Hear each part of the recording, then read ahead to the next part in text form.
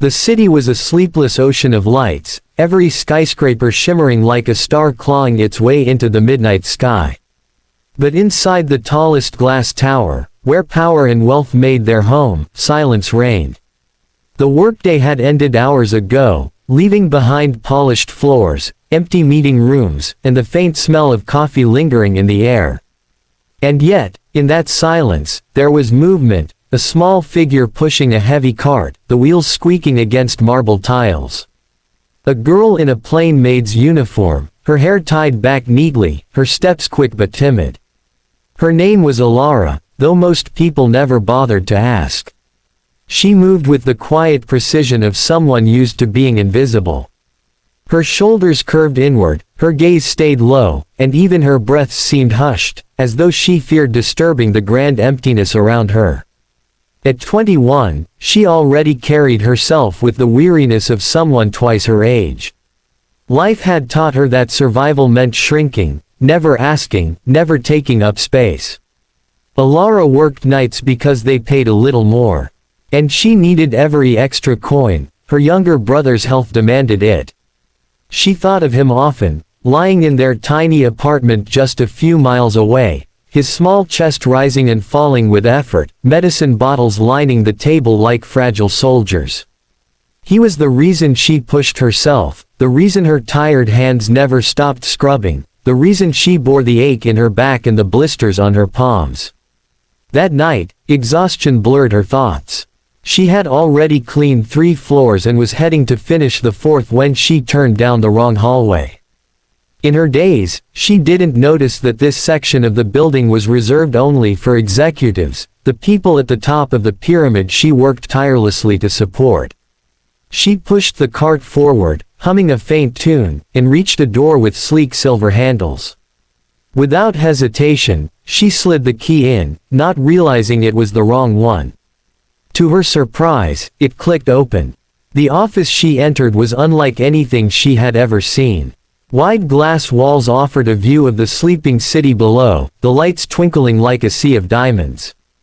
A massive desk of dark mahogany gleamed under the soft glow of a lamp, its surface meticulously arranged with papers, pens, and a single leather-bound notebook. Shelves lined with books framed one wall, while an abstract painting hung on the other, bold strokes of color breaking the otherwise pristine symmetry of the room. Alara's breath caught. It was beautiful, too beautiful. For a moment, she felt as though she had stepped into another world, the world of someone powerful, someone untouchable.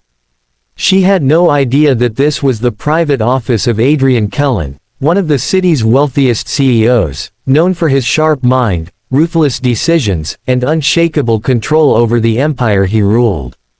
To her, it was simply another room waiting to be cleaned. She set down her cart and began her work with the quiet devotion she always carried. She wiped the desk slowly, as though afraid to disturb its perfection, her reflection faintly visible in the polished surface. She aligned the pens carefully, dusted the books, and polished the glass walls until they gleamed. To her, cleaning wasn't just labor, it was her silent offering of dignity, a way to leave behind order in a world that often felt chaotic. In those quiet minutes, Alara forgot her troubles. She forgot the ache in her body, the endless bills, the loneliness that crept into her heart. Instead, she focused on every small detail, humming softly, pouring the tenderness of her soul into the work. But while she believed the city slept, the soft chime of the elevator echoed through the empty hall. Adrian Kellen was not supposed to be there. He had been away for a business trip, scheduled to return the following afternoon. But business had ended earlier than planned, and instead of heading home, he chose to stop by the office. To him, work was oxygen, and he could not rest without it.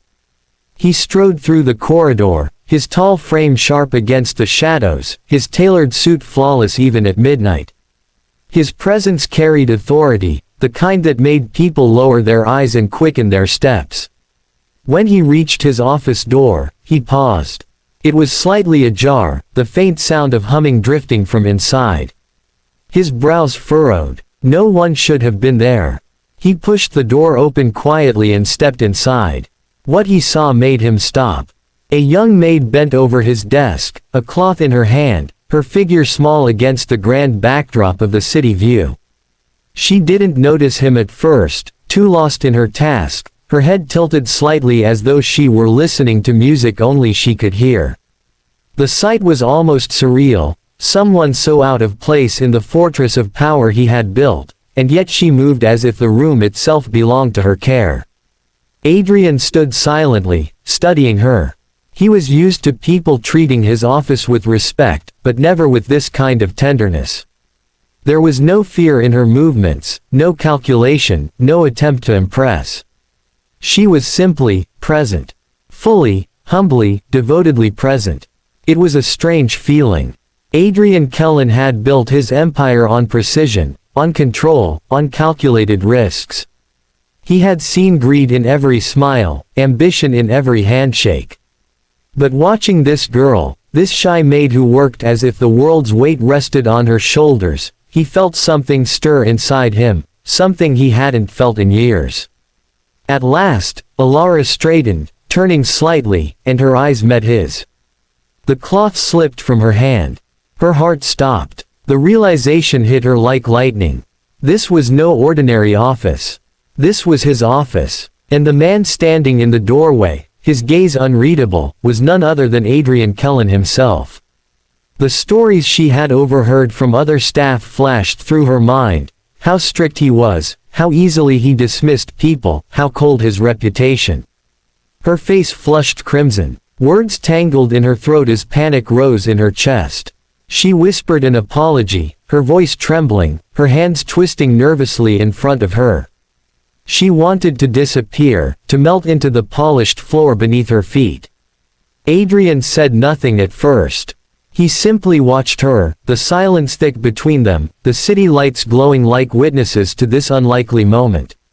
Alara, too scared to move, lowered her gaze, convinced she had ruined everything, that this mistake would cost her the little she had left. But instead of anger, something else lingered in Adrian's eyes. Something softer. Something curious. And that single unspoken moment marked the beginning of a story neither of them could have foreseen. For a few moments, silence swallowed the room. The only sound was the soft hum of the city below, the faint buzz of the lamp above the desk, and the rapid, frightened rhythm of Alara's breathing. Her hands trembled as she bent to pick up the cloth she had dropped, but she could barely steady herself. She had always prided herself on being careful, invisible, unnoticed. And yet tonight, of all nights, she had failed. Her mind raced with the consequences. She imagined the words she might hear next: dismissed, fired, blacklisted. One mistake could unravel everything. Her brother's medicine, their rent, the fragile life she had been building with such desperate care. It all balanced on this man, the one whose reputation was as unforgiving as stone. Adrian, however, did not speak. He remained near the doorway, watching her with an intensity she could feel on her skin. His eyes were sharp, dark as storm clouds, but behind them something else flickered, a curiosity that caught even him by surprise. He had returned expecting emptiness, not to find someone polishing his desk as though it were sacred. Finally, Alara managed to whisper again, her voice breaking under the weight of fear. She explained that she hadn't meant to intrude, that she thought it was another office. Her words were rushed, desperate, tangled, and as she spoke, her gaze remained fixed on the floor, too afraid to meet his eyes. Adrian moved slowly into the room, his footsteps echoing against the polished wood. He circled behind his desk, not dismissing her, not interrupting, simply listening. His silence was more unnerving than anger would have been. Alara could feel her heart pounding so loudly it was almost deafening. At last, he lowered himself into his chair, leaning back slightly, his gaze still fixed on her. "You treat this office," he thought silently, "with more care than the people I pay 6 figures to manage it." But the words stayed unspoken. He studied her instead, the nervous twist of her fingers, the faint smudge of exhaustion beneath her eyes, the way she seemed to shrink into herself as though bracing for punishment. For Adrian, the moment was oddly unsettling. He was a man accustomed to power, to control, to reading people's motives within seconds. Yet here was someone who had no motive at all. She had not come to take, to flatter, to deceive. She had come to clean, to serve, and she did it with a level of devotion that even he, in all his wealth, rarely saw in those around him. Alara, fighting back the sting of tears, offered to leave at once, to accept whatever consequence he decided. Her voice cracked as she confessed she had taken on double shifts for her younger brother's sake. That exhaustion must have clouded her mind. It spilled out of her before she could stop it, shame burning her cheeks. She hadn't meant to say so much, but fear and desperation loosened the guard she usually kept. Adrian's eyes narrowed slightly. Most people concealed their weaknesses, but she offered hers openly, as though she had nothing left to protect. For a man who had spent years surrounded by masks and pretenses, it was disarming. Something inside him shifted. He did not dismiss her. He did not raise his voice. Instead, he told her to finish. His tone was even, almost calm, but his words carried the weight of command. Confused, Alara nodded, her hands trembling as she returned to her task.